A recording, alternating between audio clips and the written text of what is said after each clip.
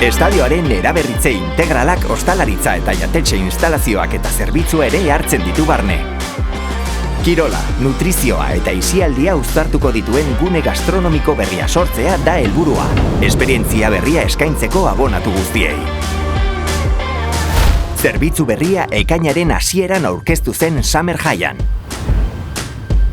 Eta orain, instalazioen txanda da, bai taberna kafetegiarena, bai jatetxearena.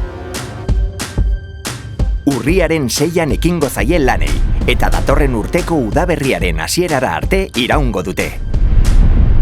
Ostalaritzako non-stop zerbitzu bat prestatu dugu lanek irauten duten bitartean. Horretarako, behin-behineko kafetegi bat prestatu da working gunean. Emango den eskaintza gastronomikoa ez da aldatu, eta gaur egun kafetegian eskaintzen den bera izango da. Horregatik guztiagatik, erreforma aldi honetan sor daitezkeen eragozpenen aurrean ulerbera izan zaitezela eskertzeko aukera aprobetxatu nahi dugu.